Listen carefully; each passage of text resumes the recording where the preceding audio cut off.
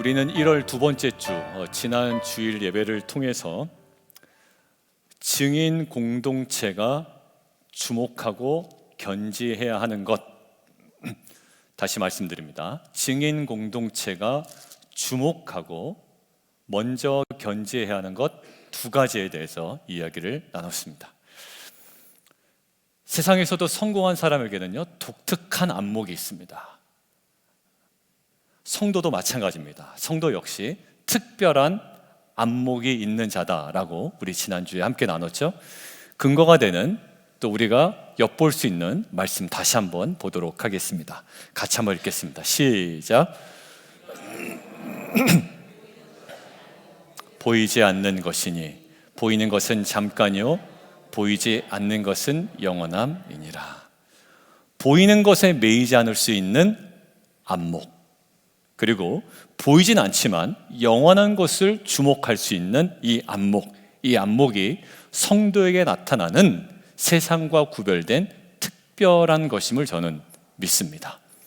그리고 복음을 가까이 하고 우리가 말씀을 묵상하고 기도할 때마다 하나님께서 눈을 열어주셔서 보이는 것뿐만 아니라 보이지 않은 그 영원한 것들을 바라보는 안목이 우리 안에 날마다 회복되는 은혜가 있기를 원합니다. 심지어 어떤 안목이죠? 십자가의 죽음 가운데 무엇을 봅니까? 죽음이 아니라, 수치가 아니라, 하나님의 저주가 아니라 오히려 하나님의 구원과 생명과 부활을 보는 거죠. 이러한 새로운 안목, 이 영적인 안목, 보이는 것에 매이지 아니하고 보이지 않지만 영원한 것을 날마다 견지할 수 있는 안목, 이것이 우리 안에 날마다 새로워지는 은혜가 저와 여러분 가운데 있기를 원합니다. 자, 오늘 마지막 찬양에 있었던 가사, 찬양 전에 제가 나눴던 가사입니다. 그 가사 한번 다시 볼까요? 우리 마지막 찬양 때 힘있게 불렀던 찬양인데요, 같이 한번 부르진 않고 읽겠습니다. 시작. 주가 행하신 일로 나의 행함이 아닌 오직 주로 인하여. 자, 바로 저게 지난주에 우리가 묵상한 첫 번째 대지와 동일했죠. 나의 행함이 아닌 무엇을? 주가 행하신 일을 먼저 주목하는 것. 계획하지 말란 소리도 아니고 노력하지 말란 이야기도 아닙니다. 우리가 먼저 주목해야 하는 것. 그리고 두 번째 대지가 나의 바램이 아닌 하나님의 약속을 주목하는 것. 이 두 가지가 증인 공동체가 주목해야 되는 것 두 가지였습니다. 오늘은 로마를 향한 서신의 인사말 나머지 부분을 묵상하려고 합니다. 이 묵상함을 통해 우리가 보기를 원하는 건 뭐냐면, 사도 바울은 늘 하나님의 복음 앞에 빚진 자로 살아갔어요. 근데 예수님의 죽음과 부활로 얻은 이 구원은요, 갚을 수 없는 은혜거든요. 근데 학자들의 의견을 빌려서 말씀드리면, 사도 바울은 이 갚을 수 없는 빚진 자의 심정, 즉 채무의식을 무엇으로 변용했다라고 이야기가 나오냐면, 이 갚을 수 없는 이 채무의식을 사도적 의무로 변용했다라고 나와 있습니다. 갚을 수 없어서 쩔쩔매는 게 아니라 갚을 수 없는 것인데 이것을 자신의 사도적 의무로 변용하고 전환했다라는 거예요. 그게 바로 몇 절에 있을까요? 14절에 있습니다. 오늘 읽은 본문이니까 성경을 통해서 함께 볼까요? 14절 함께 읽겠습니다. 시작. 헬라인이나 야만인이나 지혜 있는 자나 어리석은 자에게 다 내가 빚진 자라. 예, 맞아요. 예수 그리스도에 대한 채무의식이 있는 사도 바울이 이제는 헬라인이나 야만인이나 지혜 있는 자나 어리석은 자나 자신과 상관없는 그 누구에게도 뭐라고요? 빚진 자라는 사도적 의무로 이 채무의식을 전환하여 이제는 사명의 길로 나아가고 있다는 거예요. 여러분들, 그렇다면 사도 바울뿐만 아니라 우리에게는 동일하게 무엇이 있어야 됩니까? 이 채무의식이 있어야 되죠. 나는 구원받을 만해서 구원받았고 쟤는 구원받지 못할 만해서 구원받지 못한 것이고, 이것 다 아니잖아요. 예, 죄인 되었을 때에, 자기가 죄인됨을 알지도 못했을 때에 정말 우리 가운데 그 십자가의 죽으심으로 우리를 향한 사랑을 확증하신 거 아닙니까? 자, 우리는 채무의식이 사도 바울과 동일하게 있는 자들이에요. 자, 그렇다면 복음의 부채의식을 가지고 살아가는 우리들에게, 그리고 2023년 어떤 거예요? 복음과 하나님 나라, 이 복음과 하나님 나라를 향해 가는 우리에게 필요한 것이 무엇인지 오늘 두 가지를 이야기하려고 합니다. 자, 첫 번째 가기 전에요, 채무의식이, 바울에게 있었던 채무의식이 사도적 의무로 전환되었다라고 그랬잖아요. 이렇게 사도적 의무로 전환되어서 이제 빚진 자라는 인식이 있었던 이 사도 바울에게 늘 있었던 태도가 무엇이었을까? 빚 갚아야 되는데 라는 이 채무의식이 있었던 사도 바울에게 늘 보여줬던 모습이 무엇이었는지, 어디를 통해서? 오늘 본문을 통해서 보려고 그래요. 채무의식을 가진 자가 해야 되는 건 감사도 있겠죠, 그죠? 늘 감사해야 되는 것이겠죠. 근데 오늘 본문을 통해서 오늘 우리에게 주시는 말씀이 무엇인지 첫 번째 볼까요? 함께 읽겠습니다. 시작. 항상 내 기도에 쉬지 않고 너희를 말하며. 여러분들 9절을 통해서 저 본문을 다시 한번 보겠습니다. 9절이요. 9절 성경 통해서 봅니다. 시작. 내가 그의 아들의 복음 안에서 내 심령으로 섬기는 하나님이 나의 증인이 되시거니와 항상 내 기도에 쉬지 않고 너희를 말하며. 예. 지금 사도 바울이 누구를 증인으로 내세우나요? 하나님을 증인으로 내세워요. 이거 겁도 없지, 그죠? 하나님을 증인으로 내세웁니다. 자, 그 정도로 사도 바울의 지금 진술하는 내용이 어떠하다라는 것이 강조됐을까요? 참되다, 진정성 있다, 요즘 애들 말로 찐이다. 네, 맞아요. 정말 찐이다. 근데 뭐가 찐이냐? 로마에 사는 성도들 향한 기도에 멈춤이 없었다라는 거예요. 우리 늘 기도할게 라고 이야기하지만 사실 기도 못하고 지난 경우가 다반사죠. 근데 이 사도 바울이 얘기하는 것은 그들을 향한 기도에 멈춤이 없었고, 이것이 누가 증인이다? 하나님이 증인될 정도로 찐이다라는 거예요. 여기 기도에 쉬지 않고 너희를 말했다라고 되어 있는데, 이 말했다라는 헬라어는 사실 어떤 면이 더 강조되냐면 기억했다라는 말이 강조됩니다. 근데 사실 말했다든 기억했다든 의미는 동일합니다. 결국 바울은 자신의 기도를 통해 그 로마 교인들의 필요를 헤아리고 이를 위해 하나님께 중보하는 모습을 늘 계속 견지해 나갔다는 거예요. 항상 쉬지 않고 그 기도를 멈추지 않았다는 거예요. 당시 아마 경건한 유대인들은 하루에 3번 기도했거든요. 아마 사도 바울은 3번 이상 고정적으로 이들을 위한 기도에 멈춤이 없지 않았을까라는 생각을 합니다. 여러분들, 빚진 자라는 채무의식으로 살아가는 증인 공동체에게 무엇보다도 중요한 준비가 무엇인지를 오늘 성경을 통해서 우리가 캐치할 수 있는 거예요. 복음 전해야지. 내가 전해. 근데 이게 잘 돌아오지 않는단 말입니다. 근데 그때 저놈이 준비되지 않아서 그래 라고 하기 전에 지금 오늘 성경을 통해 사도 바울이 보여주는 정말 소중한 모습이 있는데, 로마로 향하기 전에 뭐가 끊임이 없었다? 그 성도를 향한 기도가 항상 쉬지 않고 그들을 기억하며 멈춤이 없었다라는 거예요. 증인 공동체를 우리가 살아가기를 원하는 한 해입니다. 그런데 수많은 훈련해야 됩니다. 우리는 준비돼야 하지만 그보다도 더 중요한, 우선적으로 준비돼야 하는 것이 오늘 이 시즌에 오늘 본문을 통해서 하나님께서 이렇게 말씀하시고 있는 거예요. 진정성 있는 기도가 매우 중요하다.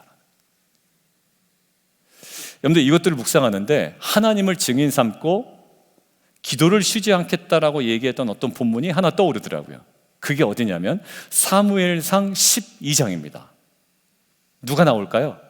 사무엘이 나오겠죠. 우리가 지금 야고보서를 큐티 본문 묵상했고 지금 빌립보서를 큐티 묵상하고 있는데, 빌립보서가 끝나면 어디 본문으로 갈까요? 사무엘상으로 갑니다. 그 사무엘상 12장에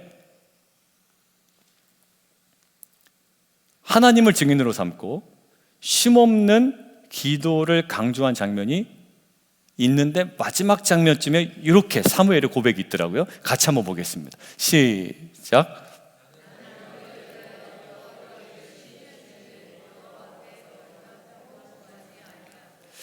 여러분들 사무엘상 12장 장면은 나중에 제가 또 큐티 할 때 아침 새벽 기도회 때 말씀드리겠지만 12장은요 어떤 장면이냐면 사무엘 선지자가 이스라엘을 통치했죠. 누가 없을 때, 왕이 없을 때 사무엘 선지자가 이스라엘 통치하다가 이제 누가 세워집니까? 사울 왕이 세워진단 말이에요.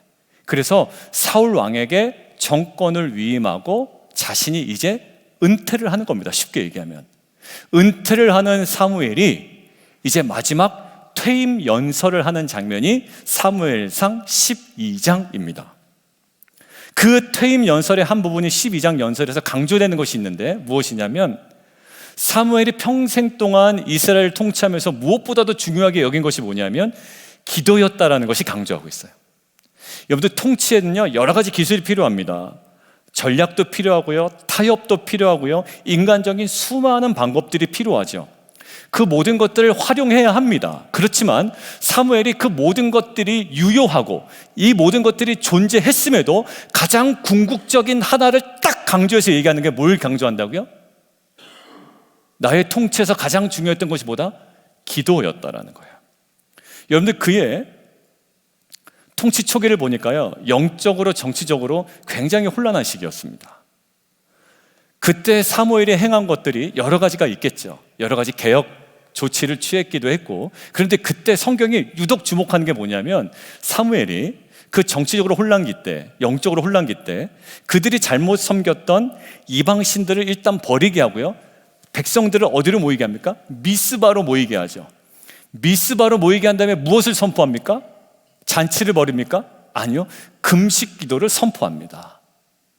여러분들 영적으로 정치도 혼란기였을 때 본인이 어떤 계획을 세워서 많은 개혁 정책을 펼쳐나가기도 했지만 가장 먼저 하고 가장 우선을 뒀던 것을 성경은 어디에 주목하냐면 미스바로 모이게 한 다음 우상들을 버리게 하고 금식 기도를 작정한 거예요.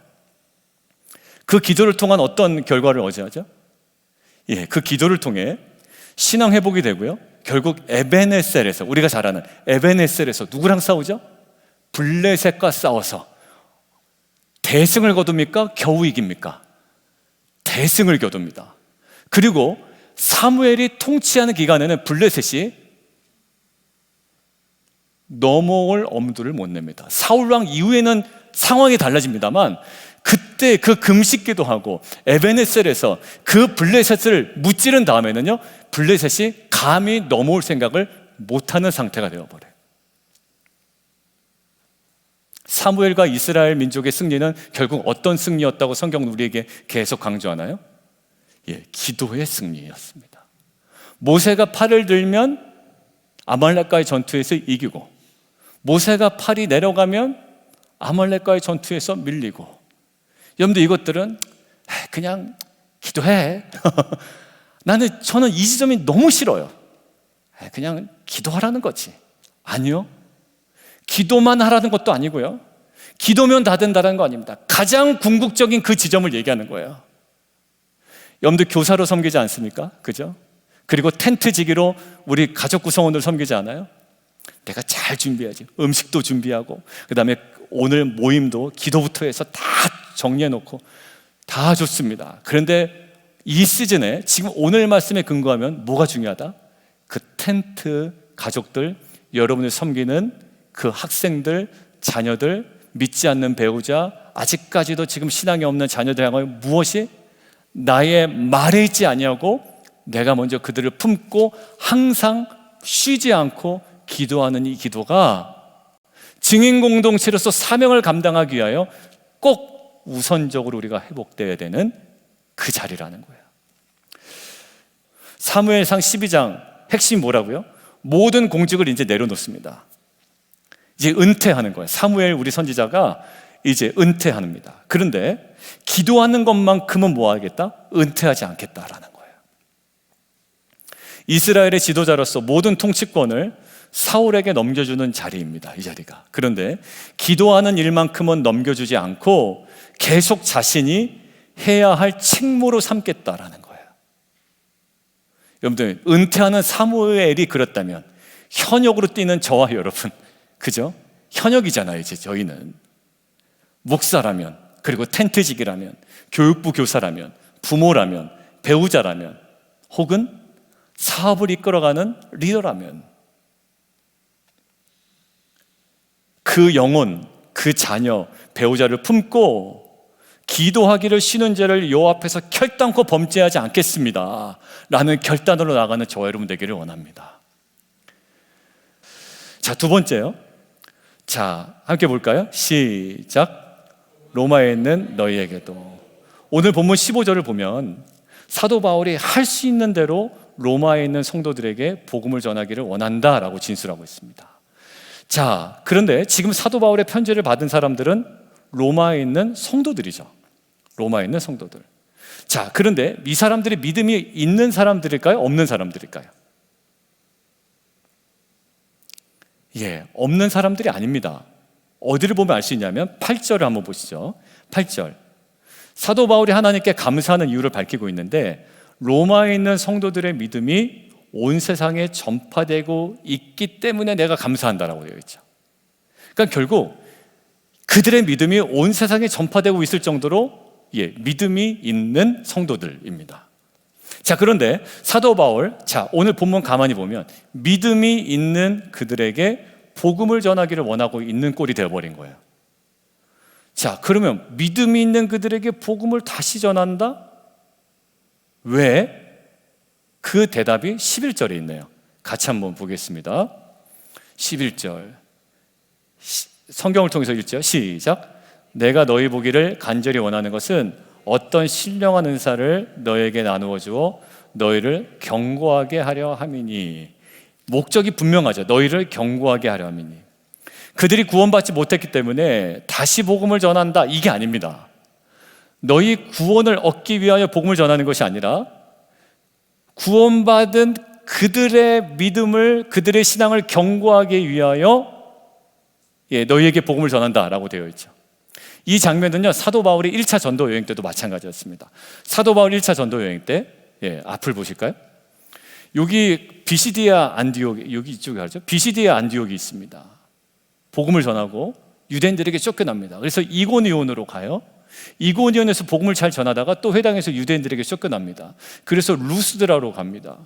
루스드라로 갔더니 복음을 너무 강력하게 전하고 못 걷는 자도 막 일어납니다. 사람들은 굉장히 좋아하는데 갑자기 이 비시디아 안디옥과 이고니온에서 사도 바울을 증거하던 유대인들이 돌 들고 쫓아옵니다. 그래서 루스드라에 있는 이 사도 바울을 돌을 던져 거반 죽게 하죠. 사도 바울이 죽은 줄 알았습니다. 그런데 사도행전 14장에 보니까 부싯이 일어납니다. 그러니까 죽지 않았던 거예요. 죽은 줄 알았는데. 그런데 일어나더니 사람이 어딜 가냐면 사도 바울이 더베로 갔다가 그 다음에 집으로 가나 했더니 다시 어디로 가냐면 루스드라로 다시 돌아가고 이고니온으로 돌아가고 그 다음에 비시디아 안디옥으로 다시 돌아가더란 말이에요. 근데 이 비시디아 안디옥, 이고니온, 루스드라는 누가 있었던? 자기를 죽이려고 했던 유대인들이 지금 계속 거주하는 거주거든요. 그 위험이 있는데도 불구하고 왜 다시 가나? 라고 했더니 사도행전 14장에 분명한 다시 돌아가는 목적이 이렇게 기록되어 있습니다. 뭐로 되어 있냐면 구원받은 제자들의 마음을 굳게 하기 위하여, 그리고 구원받은 그들이 믿음에 머물러 있도록 하기 위하여. 이 두 가지입니다. 그러니까 그들이 구원받지 못해서 다시 가는 게 아니라 구원받은 그들이 마음을 경고하기 위하여, 그들의 믿음을 위하여. 자, 그렇다면 구원받은 우리들도 예외가 아닌 거예요. 나는 복음에 대해서 너무 잘한다 라고 이야기하지만 사실 우리는 구원받은 성도로서 또다시 어디 앞에 서야 됩니까?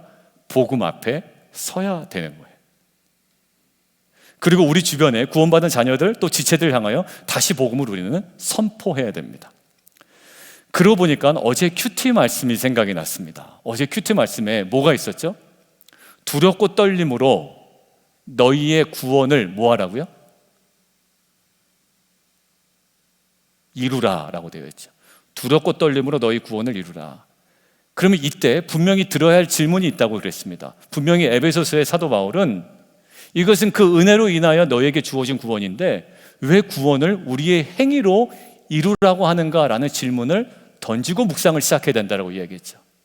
근데 어제 두렵고 떨림으로 구원을 이루라는 것은 구원을 위하여 행하라는 의미가 아니다라고 이야기했습니다. 뭐라고요? 이미 얻은 구원을 상실하지 말고 효력을 발휘하도록 행하라는 의미였습니다. 어제 나눈 핵심적 두 가지 단어가 있죠. 복음의 무슨 성? 즉각성이 있습니다. 복음에는, 구원에는 즉각성이 있고요. 또 하나는 뭐가 있나요? 점진성이 있다고 얘기했죠. 구원은 하나만 가지고 설명할 수 없습니다. 이 구원은요, 즉각성, 즉 칭의의 구원이 있죠. 오늘도 지금 이 순간도 예수 그리스도 영접하면 칭의, 의롭다 하심 받을 수 있는 칭의의 구원, 즉각성이 있습니다. 구원에는. 그런데 구원은 즉각성만 가지고 설명할 수 없어요. 무엇이 있죠? 점진성이 있습니다. 구원의 점진성은 어떤 구원일까요? 아까 즉각성이 칭의의 구원이었다면 점진성은 성화의 구원입니다. 이 두 가지를 성경은 계속 우리에게 도전하고 있죠. 여러분들, 구원은 결국 즉각성만 강조하게 되고 이 점진성, 성화의 구원을 간과시키게 되면 어떤 머리가 올까? 기독교는 타락하게 됩니다. 유다서에 나와 있죠. 하나님의 은혜를 도리어 무엇으로 바꿨다? 방탕한 것으로 바꿨다라는 거예요. 나는 구원받았어 라고 막 이야기하고 다니는데 행하는 것 보니까 아주 세속적이야. 그리고 성화를 얘기하면 아유 그건 나에게 필요 없다라고 이야기합니다. 성화는 거부하고 칭의만 받아들이죠.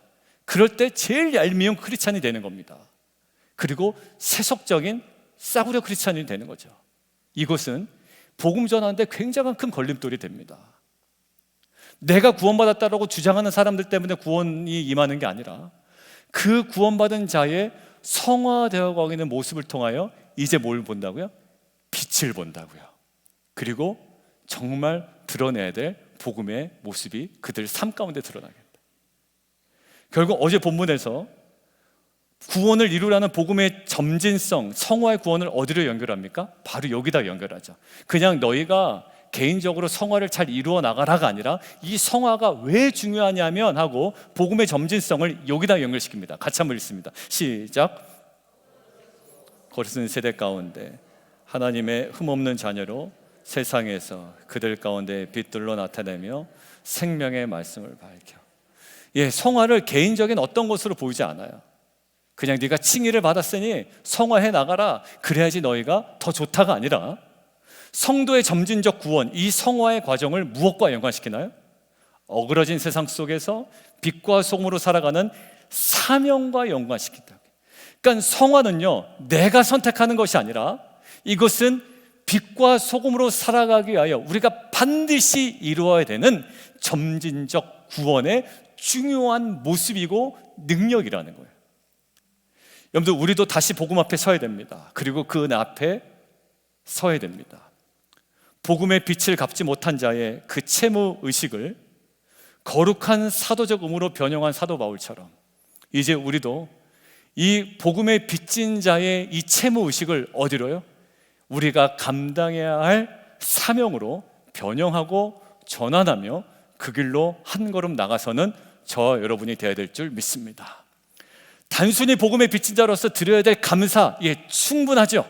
그렇지만 오늘 본문을 통해서 우리에게 도전하시는 복음의 빚진 자로서 우리가 가져야 되는 것, 이제는 이 부채의식이 이제 사명의식으로 전환되는 겁니다.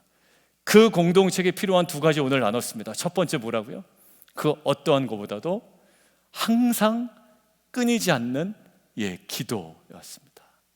그 가정을 향한, 그 영혼을 향한, 내가 말깃을로 그에게 복음을 전하는 것이 아니라 먼저 그 영혼을 품고 기도하는 거죠. 바울이 하루에 3번을 기도했는지 5번을 기도했는지 모르지만 중요한 것은 뭐냐면 하나님을 증인으로 들먹거릴 만큼 참된 이 진정성 있는 찐으로 기도했다라는 거예요. 여러분들, 우리 안에 복음과 하나님 나라를 1년 동안 표어로 삼고 기치를 열고 살아가는 저와 여러분에게 그 어떠한 훈련과 준비보다 이 기도의 자리가 저 여러분 가운데 회복되는 귀한 은혜가 있기를 원합니다. 여러분들의 자녀의 기도 제목을 품고 기도하세요. 자녀가 안 바뀐다 하지 마시고 먼저 자녀들의 기도 제목을 품고 항상 끊임없이 기도하세요. 우리 자녀들이 그런 세대 속에 어그러지고 뭐 한다고요? 어그러지고 정말 이 어려운 세대 가운데 뭘까요? 먼저 우리가 기도로 그 자녀들을 섬기는 거예요.